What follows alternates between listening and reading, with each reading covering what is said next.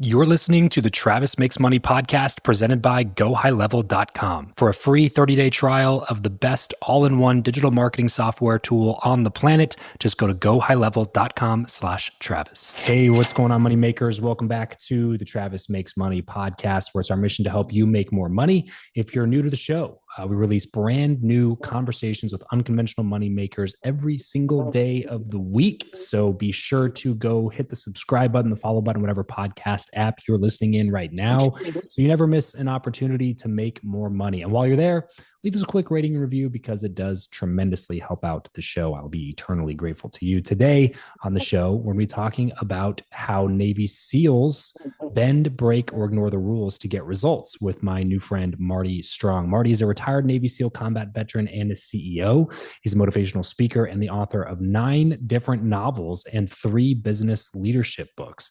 His latest book is Be Different: How Navy SEALs and Entrepreneurs Bend, Break, or Ignore the Rules to Get Results. Marty, thank you so much for taking the time to do this. Welcome to the show. Yeah, thanks, Travis. So tell me about the first dollar you ever made, Marty. Guaranteed it was mowing lawns when I was probably 11 years old. There you go. Was it your lawn or was it a neighbor's lawn or something like that? No, it was a neighbor's lawn. My dad didn't believe in paying for things like that. You live in the house, you have duties, you execute as a member of the tribe, so to speak. That's right. But yeah, that and finding bottles and turning them in. You used to be Oh, able to okay. get pretty good, 10, 15, 25 cents per bottle. And back when I was a kid, people threw bottles out, they threw them all over the place. So if you had a little bit of patience and were willing to do the time walking, you could walk in with a, like, say, a paperboy bag, one of those canvas bags Yeah, yeah. full of bottles, which would probably be at that point like 35 pounds of dead weight, and cash it in and walk out of there with like 20 bucks and change, which There you was go. big bucks. Yeah. Yeah, oh yeah, for sure. When you were in high school considering a career opportunity, did you already have your mind set on the military, or were you kind of thinking more along these entrepreneurial lines already? I wasn't so my my money making, if you want to put it, because if you're when you're kids, really looking for revenue streams, right? You're not talking about I'm going to work at the farm co-op for the rest of my life. I'm just trying to get some money, either to buy a car or to do something, right? Yeah. And so you'd have lots and lots of different things going on at once. You'd go and you'd be a busboy at a restaurant for a couple of days a week. You'd be mowing lawns. You might have, like I had a gig. A friend of mine had a landscaping company, his father did. So I would do all the push mower stuff around apartment complexes and some golf courses. And I would kind of mush all that together in a constant state of trying to find money flows, right? Yeah. Because all I had was time. So I was pretty familiar with that approach to, getting ahead and putting some money in your pocket. I wasn't thinking conventionally. Then I did really well in school, and my father said, I'm not going to pay for you to go to college. And nobody in the school was telling me anything about scholarships or anything. I mean, I was a straight A student. So I figured I would get out of the situation I was in with my parents by joining the military. So even though I was kind of lined up in one direction, I ended up joining the military as a kind of escape plan Yeah. that was within my power to execute.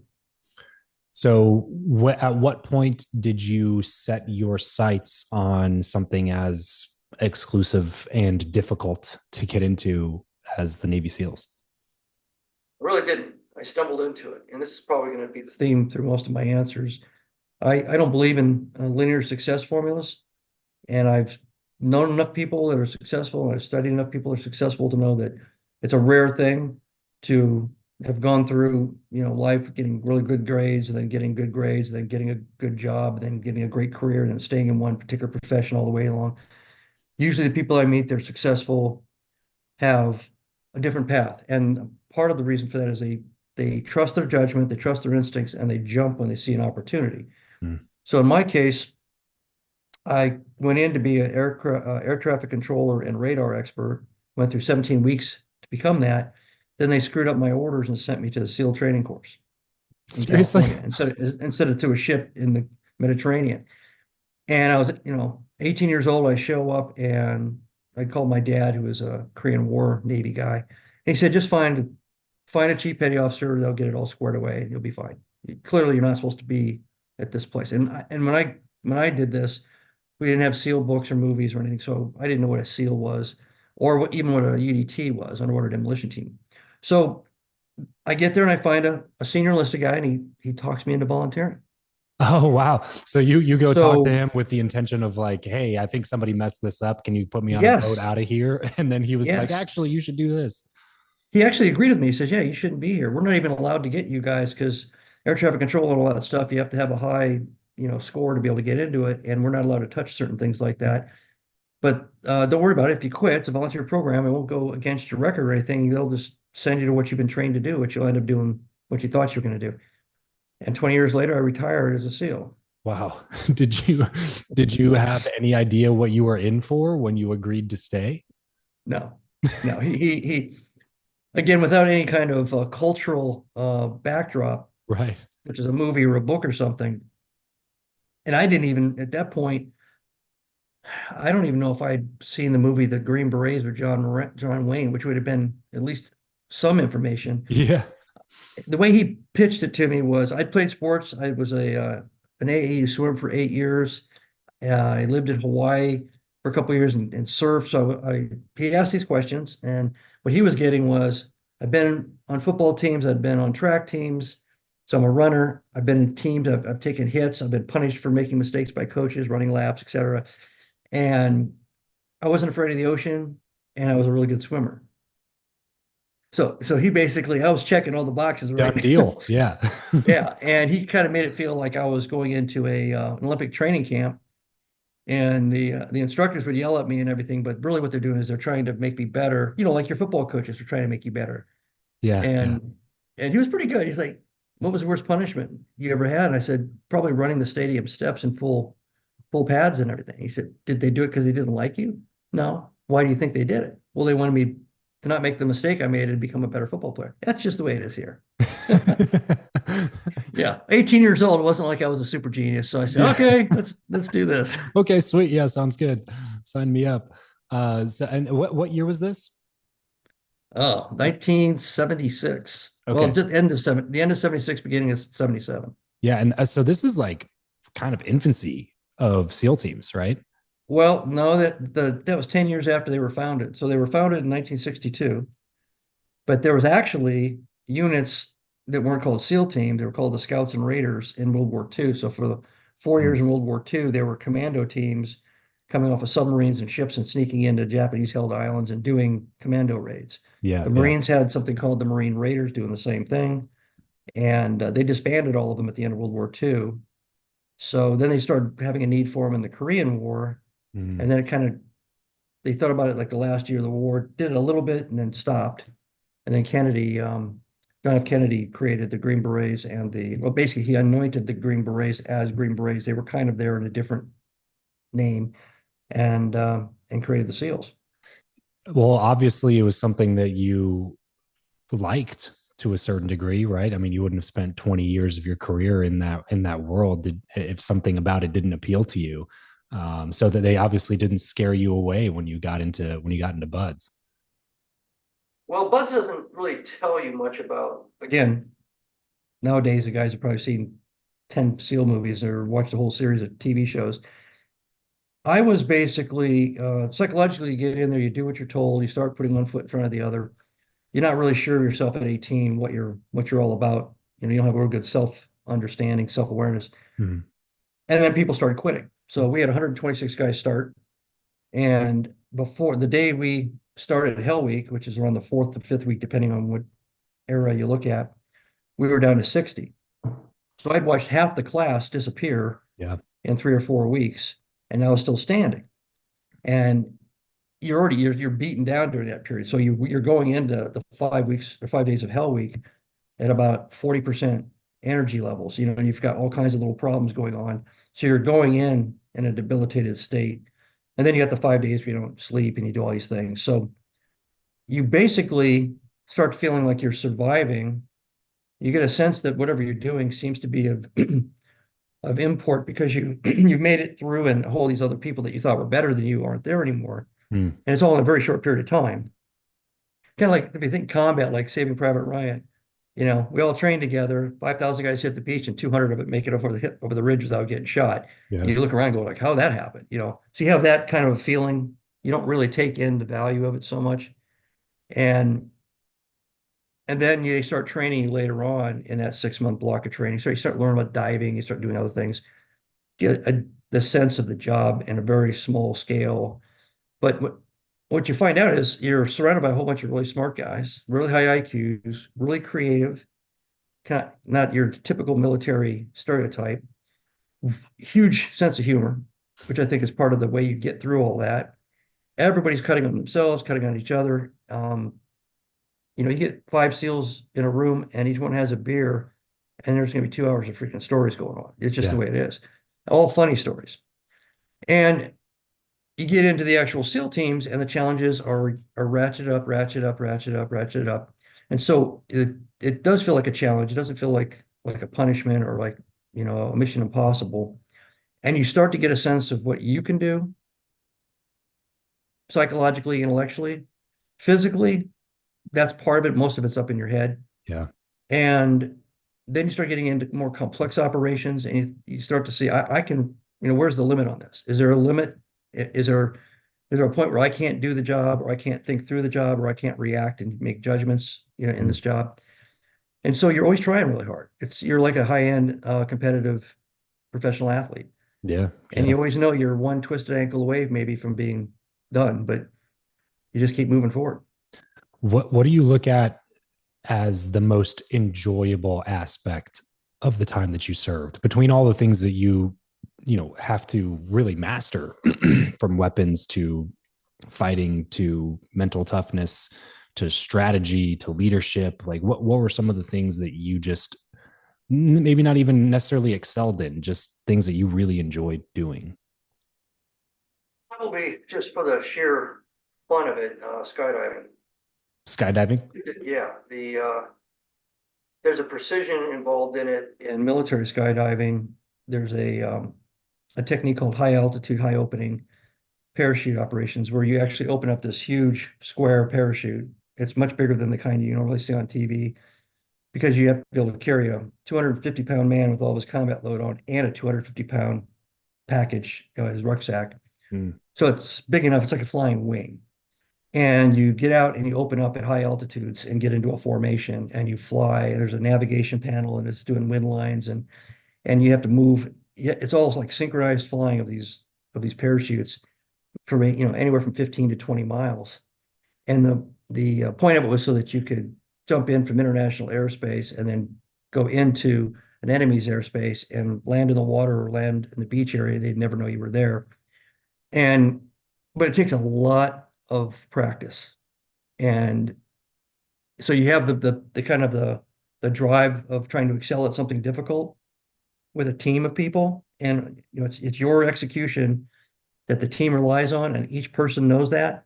And then the team has to, the standard used to be you had to be able to land on like a helicopter landing zone size thing. Mm. Everybody after leaving, 15 to 20 miles away. Yeah. Right. And yeah, in a stack and then land together. 750-ish of those skydives during my career. Wow. And yeah, I loved it. And probably the only other thing was precision shooting. Hostage rescue, you learn how to shoot the bad guys and not the good guys, the hostages. And Mm-hmm. sometimes you only have a sliver of the hostage or the bad guy, excuse me, a sliver of the bad guy that you can actually shoot. Mm. So you train to a really high level of proficiency, like quarter-size groups while you're moving, after you've been tired climbing things and running to get to that shot. Wow. And it's competitive shooting in a way because there's so many different aspects to it. But it's you never get perfect, and it atrophies. Mm. Yeah. So it teaches you, it humbles you, especially Yeah. if you've been away from it for say 3 months or so. You realize, look how much of my skill, You can't let your atrophied. guard down. Like you have to consistently be Yeah, like in the range or in like training that skill. Yeah, those are probably the two best. The leadership thing was easy. I was an enlisted guy for 10 years and an officer, and leading SEALs is like leading 16 Napoleons. They're all super smart. They're all super creative. They all think through everything. They all study their asses off, and they're reading all these military books and they're reading strategy, they're reading tactics. So you're more like a choreographer or a facilitator than you are the normal, again, kind of stereotypical military. You're not issuing orders to go here, go there. Yeah. They're just flowing. They're flowing like a pickup basketball game, and you're the person from the other neighborhood. Yeah, You just have that to try to is stay out of their way. unique in that regard, is that you're coaching a bunch of highly coachable high performers Yes. that who have a lot of interest in executing the mission to perfection, Yes. and are probably eager to to be led by somebody who is their senior. Well, it's a style of leadership. They're eager if you give them the resources they need. Hmm. If you make like one of the best things I could do as a leader was to fight for training time for all the skills we've already talked about, but a lot of others, and make the training realistic, meaning high challenge of the level of effort, so that they got something out of it. Even if they failed, they felt like it was something that was stretching their capabilities. And if you were willing to tee them up like that as an officer, if you were able to coordinate all that, um, and you let them do their flow, you let them do their thing. You didn't try to, use a different paradigm of leadership, like directing and ordering and all that. They would respect you because that's the kind of leader you need in those kinds of units. And when you did have something to say, they would listen Yeah. because you respected them and they knew that. So that was totally different than leading outside of the SEAL teams for sure. But that was enjoyable, but it wasn't as much fun as say skydiving. Yeah, sure, sure. That makes a lot of sense. You have now written 9 novels and 3 business leadership books. What is more enjoyable for you The of novels those are more two? enjoyable as an Yeah. experience, probably because you have so much freedom. Hmm. You can, well, it depends on, so 5 of the novels are SEAL related to a SEAL character that evolves over time. I have to stay grounded in reality there. I can't have a spaceship come in and take him someplace or um and I, and then the accuracy of the equipment they're using. There's a lot of things that end up feeling more like a college term paper because you've got to make sure everything's accurate. Hmm. The other 4 books is a different series. It's a time travel series.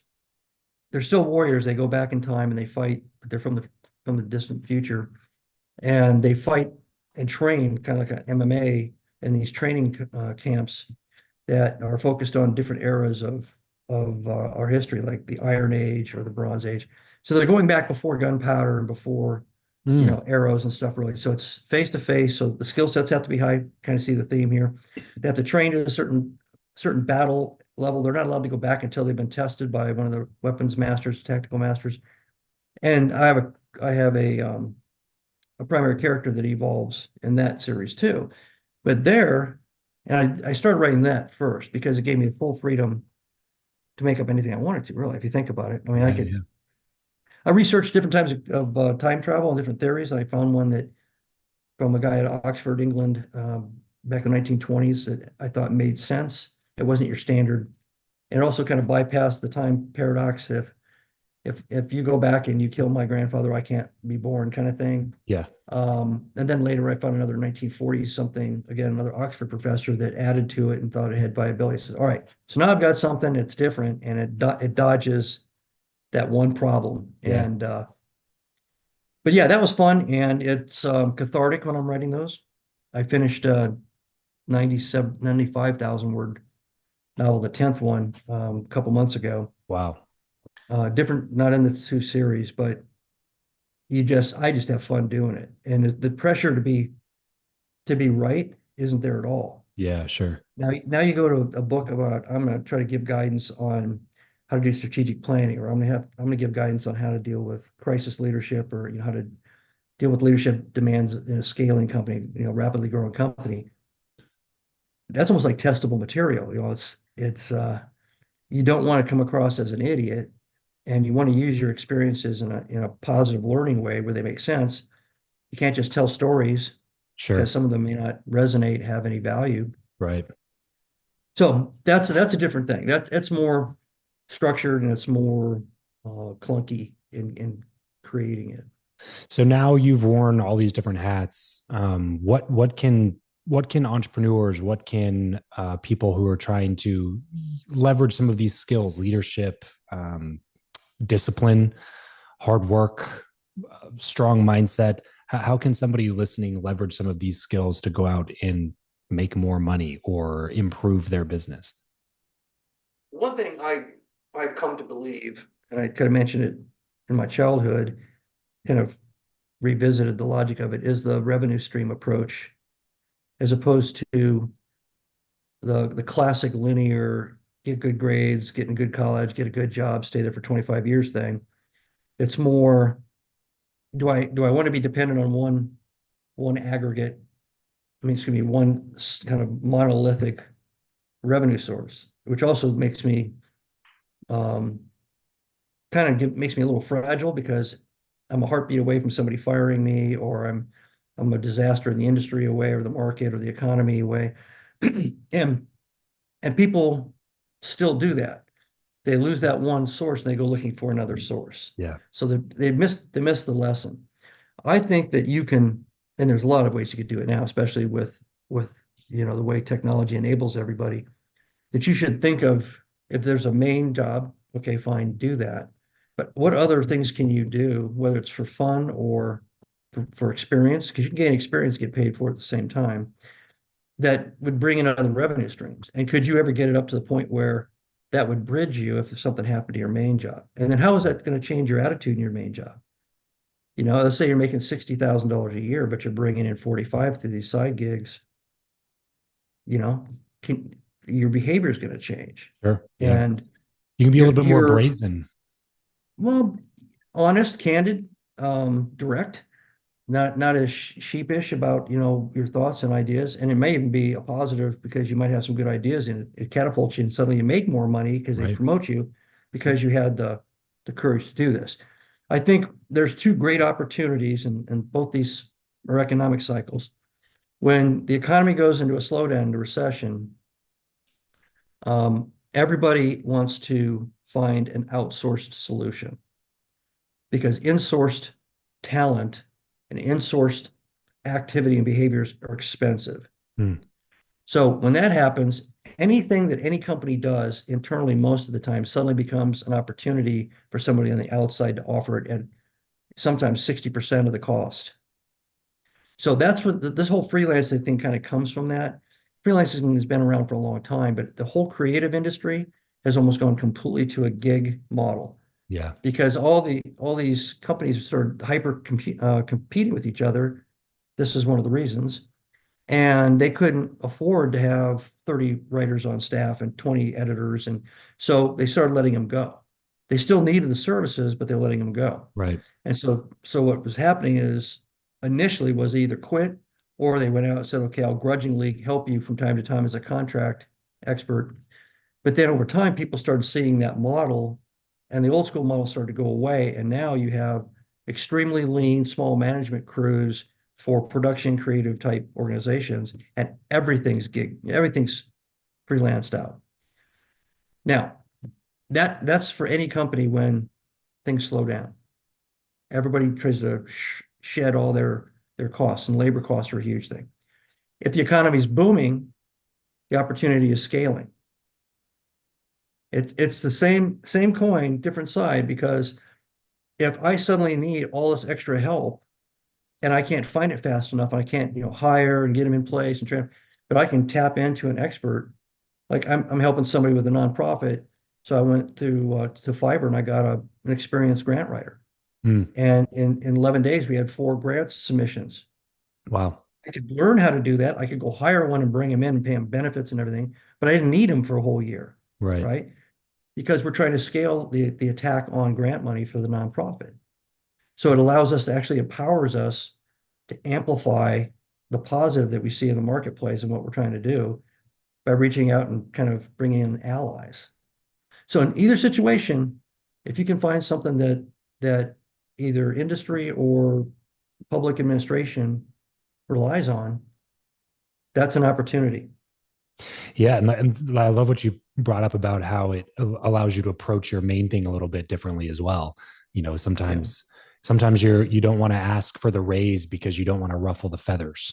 You know, you you don't want to go out into the job market and look for other opportunities because you are scared somebody might find out that you're looking and maybe they'll let you go or whatever. It gives you more freedom and flexibility. It gives you more confidence to ask for the things that you want, or to move somewhere else, or to, hey, maybe this was going to require me to move to a different city or something like that, and you're worried about the move because you don't have a job lined up. But if you have these side hustle gigs that enable you to make that move, well, you just put yourself in a better opportunity to pursue this new path where you could get paid more than what your current thing is paying you. It's just adding more notches to that confidence belt is always something that's helpful in every pursuit. And it takes the emotion out. You're negotiating a revenue stream arrangement. And that's different than I'm afraid to talk to somebody because this is my entire lifeblood. Right. And before the 1930s in the United States, we were highly entrepreneurial. Pretty much everybody did multiple things to bring in revenue. Hmm.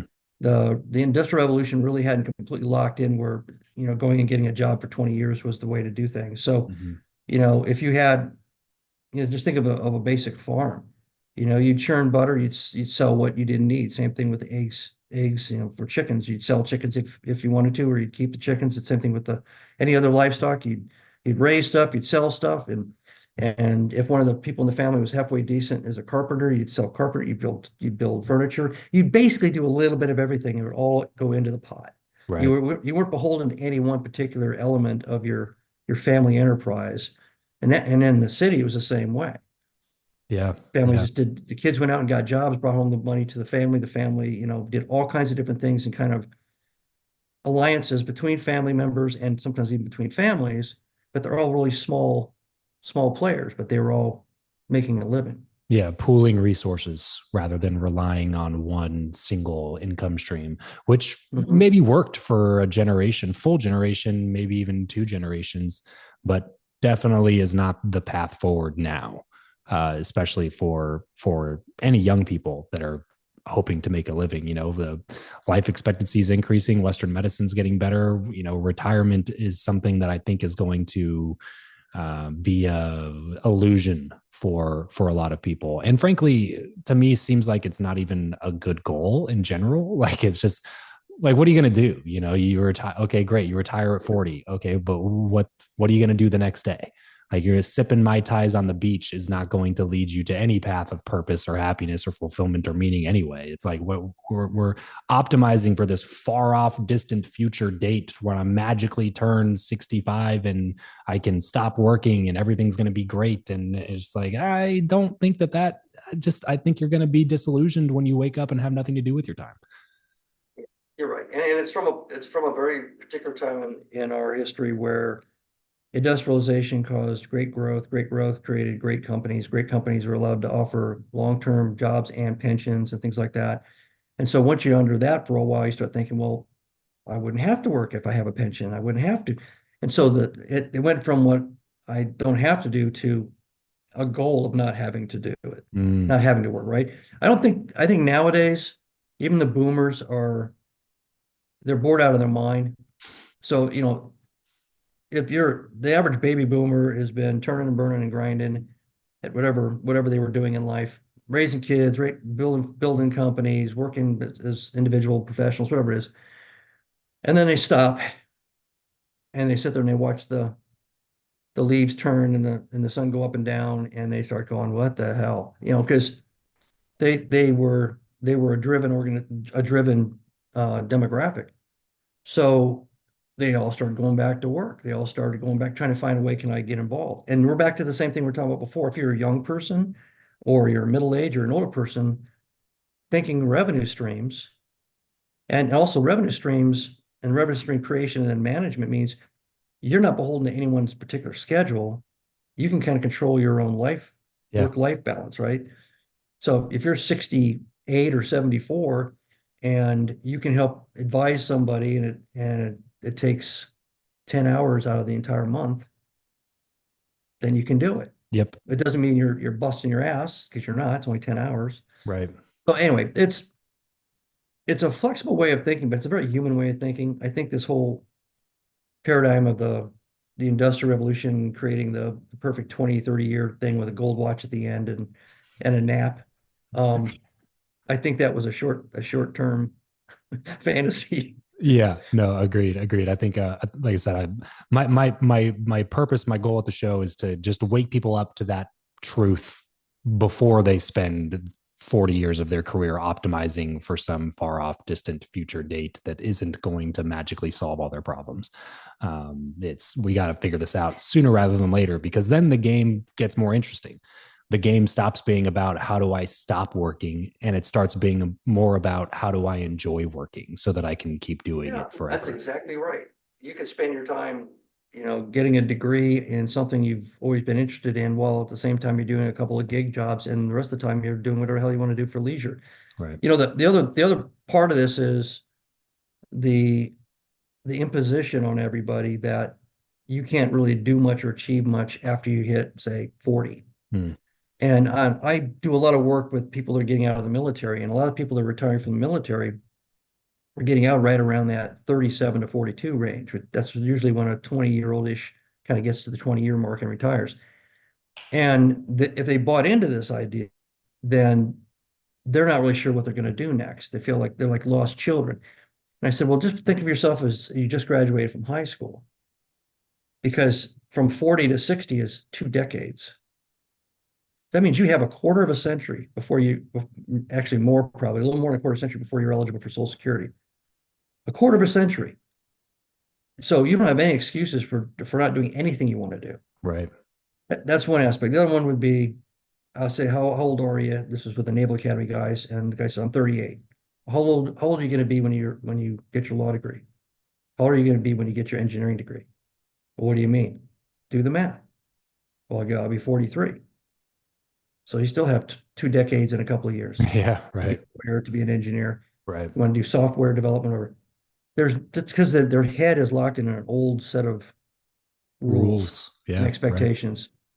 If they can break out of that and think of themselves as somebody who just graduated college or just graduated high school, and they got 2 decades in front of them, sky's the limit. Game changer. Absolutely.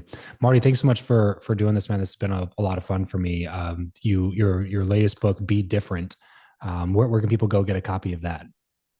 Well, you can go to my website, martystrong.com, or you can go to Barnes and Noble and Amazon. They'll have it on there under Marty Marty Strong. martystrong.com. Go pick up a Correct. copy of Be Different or any one of his other books, or if you're a fiction reader, one of his 9 novels that he's written, which sound crazy interesting and should be turned into some screenplays or something. That time travel one sounds really interesting. I think like that's the awesome thing about these streaming services, man, is like you get to see stuff turned into really great quality content that would have never been able to air Yeah. 20 years ago. So I'm wildly optimistic for things like this to get turned into really cool show adaptations. I'll be the first one to watch it if it does. So Well, appreciate you I can for I can only hope. yeah, that'd be pretty sweet. Hey, Jack Carr is already showing it's possible. Yep. Yep. So I appreciate you for taking the time, Marty. For everybody listening, tuning in, remember, money only solves your money problems, but it's a little bit easier to solve the rest of your problems if you got some money in the bank. So let's solve that problem first here on the Travis Makes Money podcast. Thanks for tuning in, everybody. Catch you next time. Peace out.